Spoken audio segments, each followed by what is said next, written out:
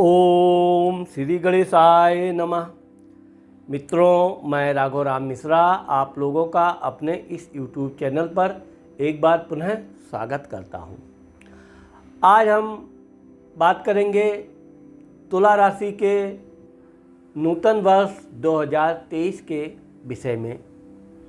तुला राशि वालों का 2023 कैसा जाएगा, परंतु इसके पहले मैं आप सभी लोगों को नए वर्ष की शुभकामनाएं देता हूं और भगवान से प्रार्थना करता हूं कि आप लोगों का नया वर्ष बहुत सुखमय हो, पारिवारिक प्रेम में वृद्धि हो, आपके संतान बहुत उन्नति करें, आपका भी भाग्योदय चमके, आपकी आर्थिक स्थिति अच्छी मजबूत बनी रहे। तो आइए हम अब चूँकि आपको बता रहे हैं कि तुला राशि वालों का नया वर्ष 2023 कैसा रहेगा, इन लोगों के जीवन में क्या क्या परिवर्तन करना चाहिए, किन किन चीज़ों से सावधानी रखनी चाहिए और क्या करने से इनको विशेष लाभ मिलने वाला है। अब चूँकि नए वर्ष में तुला राशि का स्वामी शुक्र अपने मित्र राशि शनि के साथ आपके चतुर्थ घर में मकर राशि में बैठा हुआ है। ये जो वर्ष की शुरुआत है, यह आपके लिए शुभ और मंगलकारी होने वाला है, क्योंकि प्रारंभ में आपका ग्रह दशा का स्वामी शुक्र अपने चौथे घर में विराजमान होकर आपके दसम घर कर्म भाव को देख रहा है। आपको काम करने में काफ़ी सहूलियत रहेगी, काम करने का में खूब मन लगेगा। साथ ही साथ आप भाग दौड़ कोई ऐसे काम में विशेष रुचि रखने वाले हैं। अब चूँकि इस राशि का स्वामी शनि के साथ है, तो कुछ ना कुछ आपके अंदर आलस्य भी प्रवेश करेगा, लेकिन फिर भी ये वर्ष आपके लिए बहुत अनुकूल सिद्ध होने वाला है। अब हम आपको ये बताना चाहते हैं कि जिस वर्ष 3 बड़े ग्रह शनि, गुरु, राहु परिवर्तित होते हैं, वह वर्ष बहुत उथल पुथल होने वाला होता है।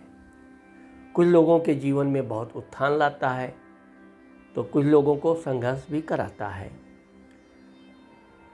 चूँकि तुला राशि के राशि में ही केतु बैठा हुआ है, इसलिए हम तुला राशि वालों को विशेष तौर से बताना चाहते हैं कि इस वर्ष आप अपने खान पान के नियम के पाबंद बनिए। कोई भी फालतू चीज़ें जो आपके शरीर को हजम ना हो, वो चीज़ों से आपको बचना चाहिए। केतु ये आपके लिए स्किन यानी शरीर में दाना, फोड़े, फुंसी की भी शिकायत कभी कभी दे देता है, लेकिन अगर आप कोई बहुत गर्म चीज़ खाएंगे तो उसके साथ साथ आपको जल भी खूब पीना चाहिए। अब जहाँ तक आपको मैं बताना चाहता हूँ कि आपके सप्तम घर यानी कि जीवन साथी के घर में राहु बैठा हुआ है। तुला राशि वाले पुरुष भी और तुला राशि की महिलाओं दोनों के लिए मैं विशेष तौर पे बताना चाहता हूँ कि आपका राहु आपके जीवन साथी से किसी भी बात पे वैचारिक मतभेद उत्पन्न करवा सकता है, परंतु तुला राशि वाले बहुत समझदार, बहुत संयमी, दयावान होते हैं। इसीलिए हम आपसे कहेंगे कि आप अपने जीवन साथी के साथ किसी भी तरह की कठोर व्यवहार से बचें। पुरुष है तो उसको अपनी पत्नी से, धर्मपत्नी से प्रेम करना चाहिए, अच्छी बातचीत करनी चाहिए, उसे खुश रखने के लिए चुटकुले आदि भी सुनाने चाहिए। समझदार और पढ़े लिखे लोग तुला राशि वाले अपने वैवाहिक सुख में बहुत सफल माने जाते हैं। ये बिगड़े हुए माहौल को अपने अनुकूल बनाने में मास्टर होते हैं। इस वर्ष चूँकि राहु तुला राशि वालों के वैवाहिक जीवन, व्यापार, बिजनेस के घर में बैठा है, तो राहु चूँकि उपद्रव करवाता है, लेकिन ना राहु उपद्रव करावे तो तुला राशि वालों की वैसे भी चंचल बुद्धि होती है, कुछ ना कुछ बोल देते हैं। परंतु आपको अपने जीवन साथी यानी कि जो स्त्री हैं उन्हें अपने पति के प्रति भी बहुत नम्र व्यवहार रखना चाहिए। उनकी गलतियों को टटोलने से कदापि बचना चाहिए। और इसी प्रकार तुला राशि के लोगों को भी मैं समझाना चाहता हूँ, क्योंकि ये राहु आपके शरीर को देख रहा है, आपके राशि को देख रहा है, तो आपका जहाँ पारिवारिक जीवन डिस्टर्ब हुआ उसमें कलह प्रवेश किया तो आपका स्वास्थ्य बिगड़ेगा, नींद बराबर आपको नहीं आएगी, बेचैनी होगी, चिड़चिड़ापन पैदा होगा और इस सब का कारण आप खुद होंगे। इसलिए आपको विशेषकर अपने जीवन साथी से बिल्कुल मधुर और प्रेम बनाए रखना चाहिए। अब चूँकि आपके वर्ष के शुरुआत में गुरु आपके छठे घर में बैठा हुआ है, यह गुरु आपके रोग, शत्रु, कर्ज स्थान में बैठकर आपके विदेश स्थान को देखेगा, व्यय स्थान को देखेगा, तो वैसे तो आपके रोग, शत्रु, कष्ट, कर्ज समाप्त होंगे। परंतु जब गुरु 21 अप्रैल 2023 को आपके सप्तम घर यानी जीवन साथी, व्यापार के घर में प्रवेश करेगा, तब आप दोनों के विचार धीरे धीरे मिलने शुरू हो जाएंगे। वैसे तो यहाँ भी किसी न किसी बात पे हो सकता है असमंजस बना रहे, लेकिन जो समझदार लोग हैं वो अपने जीवन साथी की बात को ध्यान से सुनते हैं। वो उसकी बात पे अमल करें या ना करें, लेकिन विवाद से बचने के लिए उसको कभी उल्टा जवाब नहीं देते हैं। तुला राशि वालों का चूँकि वर्ष के शुरुआत में मंगल आपके सप्तम घर का मालिक होकर अष्टम घर में भारी मंगलिक कुंडली बन रही है, इसलिए आपको अपने जीवन साथी के स्वास्थ्य के प्रति विशेष ध्यान रखना चाहिए। उनको कोई भी प्रकार का अमर्यादित भाषा बोलने से आपको बचना चाहिए। जब शनि 17 जनवरी को आपके मकर राशि से कुंभ राशि में प्रवेश करेगा और 14 जनवरी को सूर्य मकर राशि में आएगा, तब आपके सुखों में वृद्धि होने का योग है। आपके संतान की तरफ से कोई अच्छा शुभ समाचार मिल सकता है, क्योंकि शनि पूरे वर्ष कुंभ राशि में रहेगा।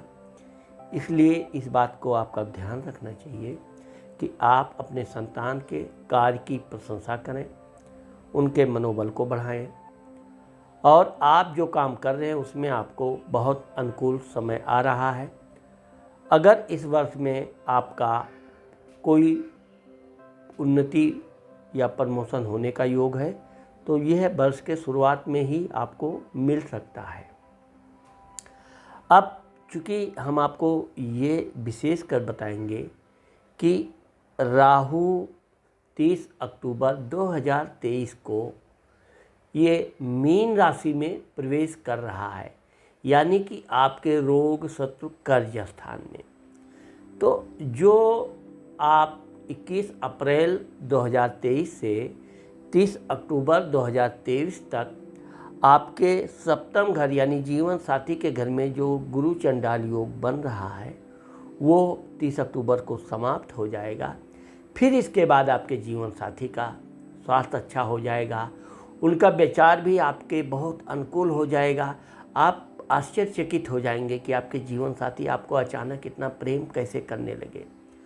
परंतु ये वर्ष के अंत का यानी अक्टूबर से प्रारंभ हो रहा है, इसलिए अप्रैल से लेकर अक्टूबर तक आपको अपने जीवन साथी के साथ किसी भी प्रकार के विवाद से बचना चाहिए।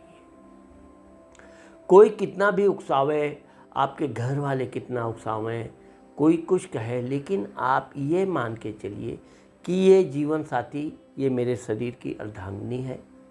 इसी प्रकार जो स्त्रियां हैं उनको अपने पतियों के प्रति यही विचार रखना चाहिए कि वो उनकी अर्धांगिनी है और दोनों के बीच में वैचारिक मतभेद नहीं बनने चाहिए। बनते भी हैं तो उनको हम प्यार से बैठ के बातचीत करके निपटा लेंगे, लेकिन विवाद नहीं करेंगे।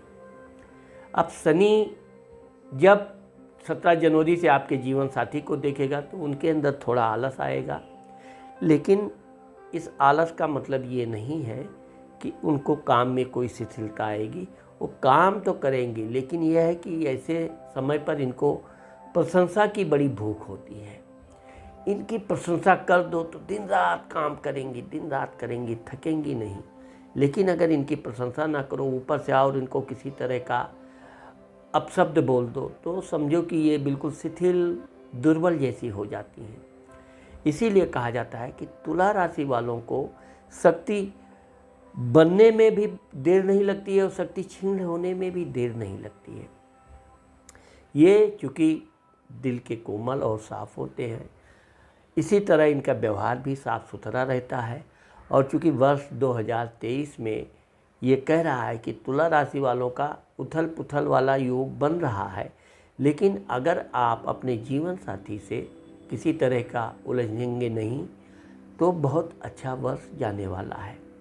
अब तुला राशि के वे लोग जो व्यापार बिजनेस करते हैं उनके लिए ये वर्ष बहुत उत्तम होने वाला है, क्योंकि शनि जब आपके पंचम संतान घर में आ जाएगा, आपके लाभ घर को देखेगा, आपके लाभ में वृद्धि होगी, मनचाहा परिणाम आने लगेगा। यह है कि थोड़ा कुटुंब से, आपके अपने चाचा इत्यादि पड़ोसियों से किसी बातचीत में वैमनस्यता आ सकती है, लेकिन वो कोई इतनी बड़ी बात नहीं है। ये रात आई बात गई वाली कहानी हो जाती है। आपको अपने माता पिता का विशेष ध्यान रखना चाहिए। अगर आप उनकी किसी बात से सहमत नहीं हैं तो उनको आपको उल्टा जवाब नहीं देना चाहिए। आप उनकी बातें सुने, नहीं कर पा सकते हैं, आपके क्षमता नहीं है तो कुछ मत बोलो, चले जाओ। इससे विवाद भी नहीं होगा और आपका जो वर्ष है वो ठीक रहेगा। अब चूँकि जब मैंने आपको बताया कि गुरु जब मीन राशि में से मेष राशि में जाएगा, तब आपके जीवन में कुछ बड़ा करने की इच्छा बार बार उभरेगी और आप कुछ बड़ा करने में सफल भी होंगे, लेकिन आप अपने ग्रह कलह से बचें।